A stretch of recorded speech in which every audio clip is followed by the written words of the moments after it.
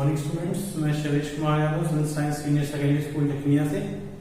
और मैं आपके सामने यहाँ क्लास 12 का फिजिकल एजुकेशन लेके और उसमें जिसमें हम लोग चैप्टर 5 पढ़ रहे थे, जो है आपका children and women in sports. ठीक, जिसमें हमने आज डिस्कस करना है कि हमारी क्या गाइडलाइंस होनी चाहिए हमारी किस एज स्टेज में कि हमारा जो बॉडी का डेवलपमेंट है वो सही से हो पाए। ठीक, देखिए जैसे कह रहा है कि exercise guideline for different stages of growth, यानी कि हमारी लाइफ में जैसे डिफरेंट स्टेजेस जो है, जैसे शैशवावस्था, फिर क्या कहते हैं, फिर बाल्यावस्था, किशोरावस्था, ये सब होती है। उस टाइम आपको ग्रोथ के लिए कौन कौन सी एक्सरसाइज जरूरी होती है, तो उसके बारे में हम इसमें आज डिस्कस करेंगे।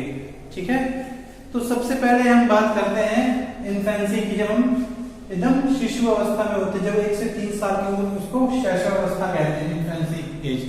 ठीक है, तो इसमें देखिए करना क्या है। सबसे पहले इसमें हमको जो हमारा जो ग्रॉस मोटर एक्टिविटी होता है, ग्रॉस मोटर एक्टिविटी मतलब जो बिग मसल्स का यूज होता है, जब बिग मसल्स का यूज कैसे उसमें मूवमेंट करना है, कैसे इसका यूज करना है, इसमें ये ज्यादा सिखाया जाना चाहिए, इसमें ज्यादा प्रमोशन करना चाहिए। ठीक, और अगला देखिए इसमें ऐसे जो डेवलपमेंट भी इस्तेमाल करने चाहिए जिसमें उनको जमीन पे बैठ सके या क्रॉलिंग कर सके, मतलब वो यानी कैसे जमीन पे से हाथ घुटने के ऊपर, हाथ के ऊपर रेंग सके, तो वो सब क्या है आपका इन्फेंसी एज में आता है।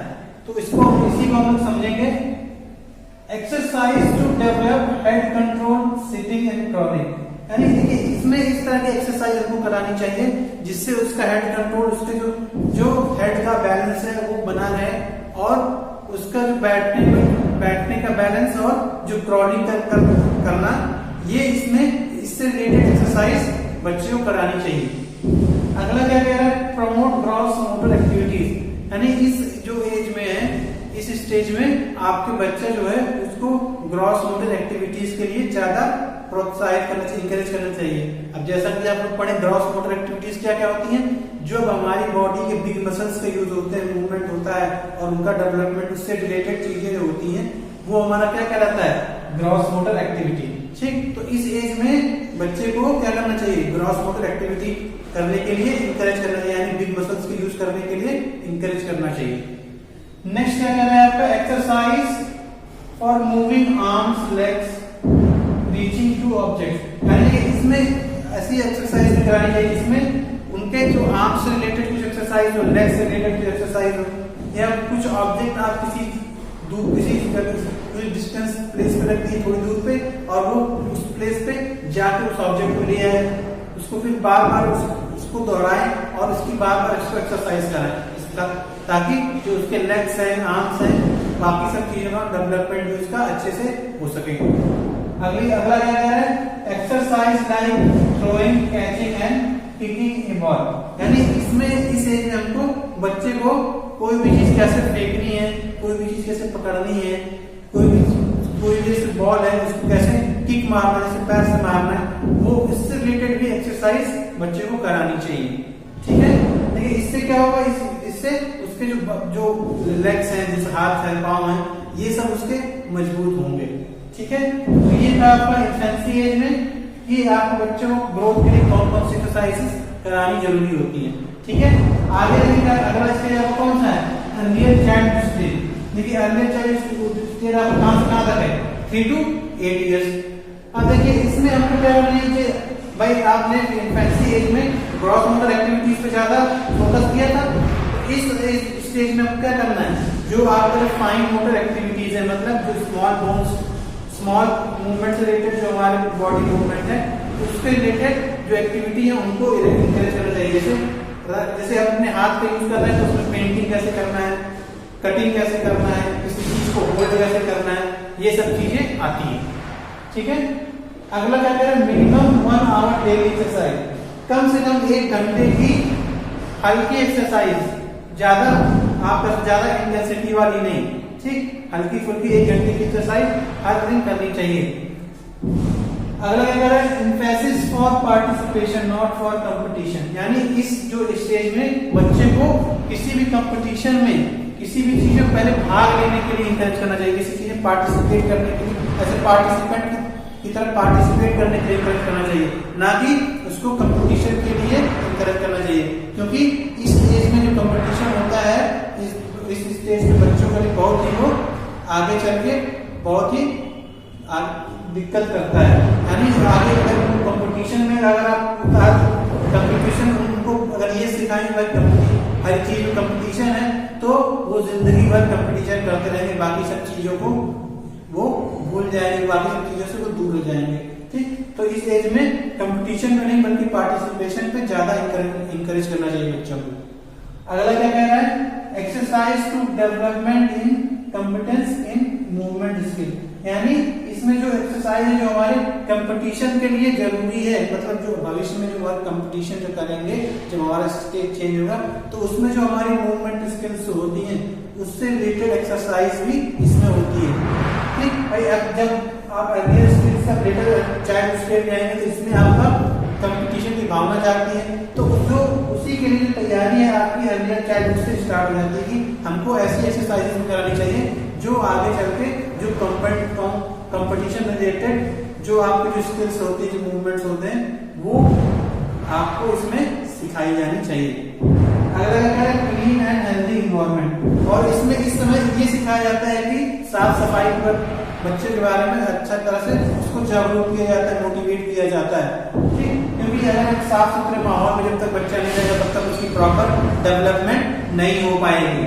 ठीक है, तो ये था आपका अर्लियर चाइल्डहुड के बारे में, और उसमें स्टेज में कौन कौन सी एक्सरसाइज हमको डेवलपमेंट या ग्रोथ के लिए करानी चाहिए। ठीक है, अगला क्या है आपका लेटर चाइल्डहुड। लेटर चाइल्डहुड आपका किस एज तक है, 8 to 12 ईयर्स। ठीक है, तो देखिए इस में क्या करना है, इस एज में क्या करना है, इस स्टेज में आपको ऐसी एक्सरसाइजेस पे ज्यादा ध्यान देना चाहिए जिसमें आपकी जो बॉडी कंट्रोल, बॉडी में जो कोऑर्डिनेशन है वो बनना, और जो स्ट्रेंथ होती है वो उसको इंप्रूव करने वाली एक्सरसाइजेस करनी चाहिए। जैसे पहला पॉइंट से क्या कह रहा है, exercises to develop body control, strength and coordination, यानी ऐसी एक्सरसाइजेस हमको ज्यादा ध्यान देना चाहिए जिसमें हमारा बॉडी कंट्रोल और स्ट्रेंथ बढ़े, और कह सकते हैं हमारे जो बॉडी में जो कोऑर्डिनेशन है, न्यूरोमस्कुलर कोऑर्डिनेशन है वो भी आपका इंप्रूव हो। ठीक, अगला क्या कह रहा है, activities related to endurance should be avoided, यानी इस एज में जो एंड्योरेंस से रिलेटेड एक्टिविटी, मतलब एंड्योरेंस मतलब हमने क्या बताया था भाई, कुछ ऐसी एक्टिविटी जो आपके बिना थके कोई भी लंबे समय तक कोई काम करना क्या कहलाता है, एंड्योरेंस कहलाता है। ठीक, तो इस एज में क्या है, हमको एंड्योरेंस से बचना चाहिए, इस यानी कोशिश करनी चाहिए कि एंड्योरेंस से वो हम अवॉइड करें, उससे बच के रहें। अगला क्या है, teach basic rules of sports, यानी इस एज में क्या करना चाहिए, जो आपके स्पोर्ट्स के बेसिक रूल्स जैसे फेयर प्ले, यानी कि अच्छे से खेलना चाहिए। ठीक, अब जो आपकी सिंपल जो गेम के दौरान स्ट्रेटेजीज बनती हैं उनको कैसे बनाया जाता है, उसको कैसे फॉलो किया जाता है ये बताना जाना चाहिए, और ये भी बताना चाहिए कि यहाँ स्पोर्ट्समैनशिप की जो भावना होती है वो भी कैसे होती है।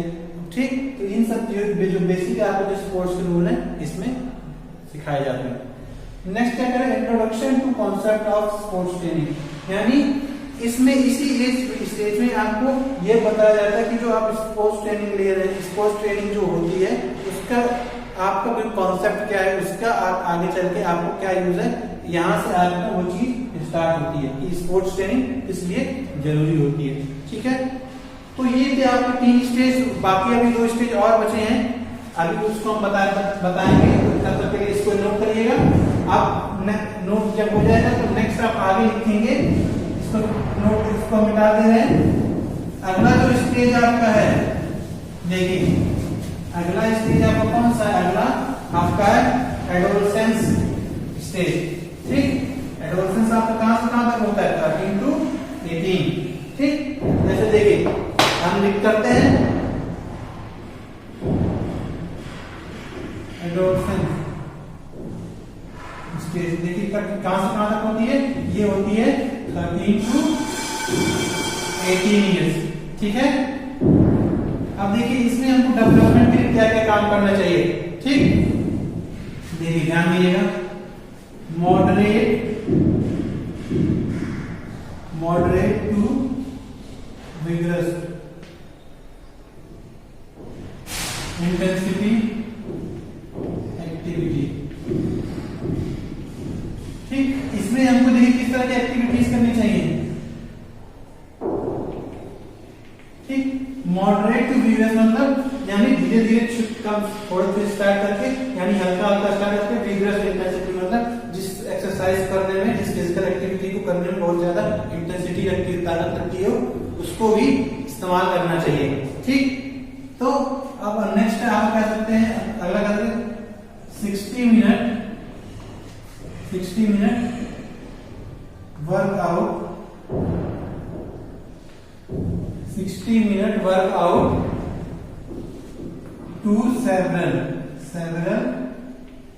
आवर्स, ठीक। ये फर्स्ट था आपका, सेकंड ये है, और सेवरल आवर एवरी डे, यानी प्रतिदिन आपको लगभग 60 मिनट तक, कई घंटों तक क्या करना चाहिए, वर्कआउट करना चाहिए, ठीक है। अब अगला देखिए क्या कह रहा है, अगला है आपका muscles strengthening,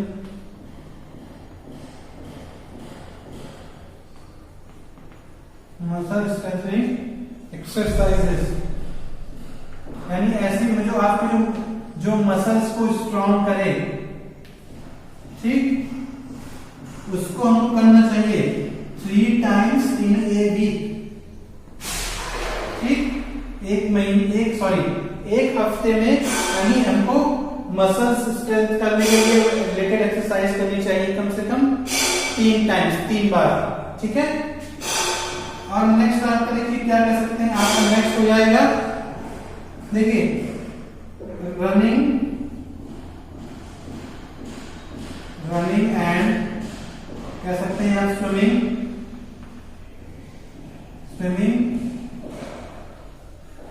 running and swimming for stamina building,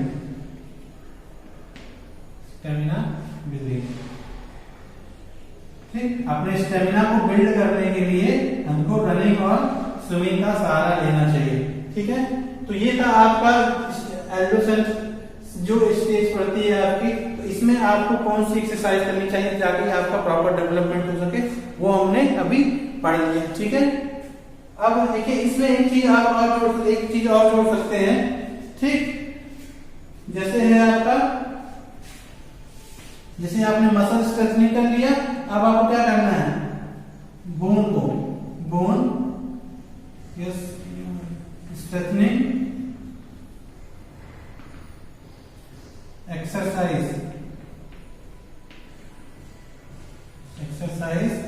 ठीक है, एंड रेजिस्टेंस एक्सरसाइज,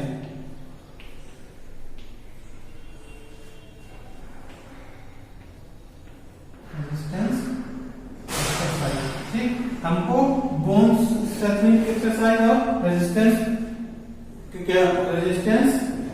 एक्सरसाइज मतलब हमारे जो बॉडी की जो रेजिस्टेंस है उसकी कैपेसिटी बढ़ाने के लिए और बोन्स को मजबूत करने के लिए हमको एक्सरसाइज करनी चाहिए। जैसे बाई किससे करेंगे, बाई वेट ट्रेनिंग, ठीक। भारी वजन उठा के आप उसका करेंगे, वेट ट्रेनिंग करेंगे, तो इससे आपके बोन्स हैं, जो आपके बॉडी का जो रेजिस्टेंस है वो इंक्रीज होगा, ठीक है। ये आपका था एडोलेसेंस एज में की जाने वाला एक्सरसाइज, जिससे हमारी बॉडी का डेवलपमेंट प्रॉपर तरीके से होता है, ठीक है। अब बात करते हैं एडल्ट एज की, ठीक है। देखिए एडल्ट एज में होता क्या है, एडल्टहुड जिसे कहते हैं, वयस्क, एडल्टहुड, ठीक है। ये है आपका 19 to 40 इयर्स, ठीक। देखिए इसमें क्या करना है, सबसे पहला इसमें आपने की थी जो एडोलेसेंस एज में मॉडरेट से इंटेंस जा रहे थे, लेकिन इस एज में क्या करना है आपको, moderate moderate physical activity, moderate physical activity every day, यानी हमको मॉडरेट फिजिकल एक्टिविटी करनी चाहिए, बहुत ही अधिक फिजिकल एक्टिविटी, बहुत ही ज्यादा इंटेंसिटी वाली फिजिकल एक्टिविटी नहीं करनी चाहिए। इसे हमको क्या मॉडरेट फिजिकल एक्टिविटी करनी चाहिए एवरी डे, प्रतिदिन। ठीक है, अब नेक्स्ट हम बात करते हैं। अब हमारा इसमें हम जो मसल, देखिए जैसा कि हमने एडोसेंस से पढ़ा था, मसल स्ट्रेचनिंग के लिए हम लोग एक्सरसाइज करते थे वीक में 3 बार, इसमें क्या करेंगे 2 बार करेंगे। ठीक, मसल स्ट्रेचनिंग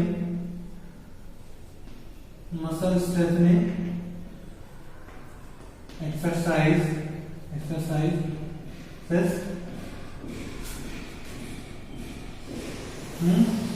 इसमें क्या मसल एक्सरसाइजेस करनी है, कब तक, एटलीस्ट कम से कम, एटलीस्ट आपको एटलीस्ट 2 टाइम्स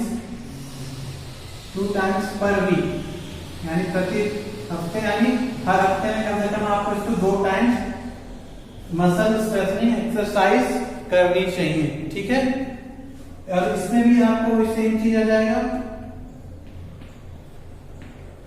ये इसमें आपका जाएगा बोन स्ट्रेचनिंग, जो ये वाला था, जो 4th वाला, ये सॉरी यहाँ पे देखिए, आप दूसरी चीज लिख लेते हैं। देखिए बाकी दो चीजें हैं इसकी, ये जो आपका running and swimming for stamina, ये आ जाएगा यहाँ पे, ठीक, 3rd वाले पे, और जो लास्ट वाला है इसमें आ जाएगा ये 4th वाला। ठीक है, ये आपको नहीं करना है। ये देखिए, ये 3rd वाला, ये जो आपका जो एडोसल में जो 4th वाला था, वो 3rd पोजीशन पे आपका सेम रहेगा आपका एडल्टहुड में, और जो 5th वाला है वो भी आपका एडल्टहुड में सेम टू सेम रहेगा। ठीक, तो ये था आपका डिफरेंट जो आपके जो स्टेज होते हैं लाइफ की, उसमें आप दौरान आप अपने बॉडी को डेवलप करने के लिए कौन कौन सी एक्सरसाइज आपके लिए जरूरी होती है, उसको आज हमने डिस्कस किया। ठीक है, तो कल हम कुछ लोग नए टॉपिक से बारे पढ़ेंगे, कुछ आपके जो बॉडी में डिफॉर्मिटीज होती हैं, जो आपके जो कैसे दोष होते हैं, कमियां होती हैं, उसको दूर कर कैसे किया जाए, और वो कैसे होती है, और उसको करेक्ट कैसे किया जाए, उसको हम लोग कल पढ़ेंगे। तब तक के लिए thank you, have a nice day.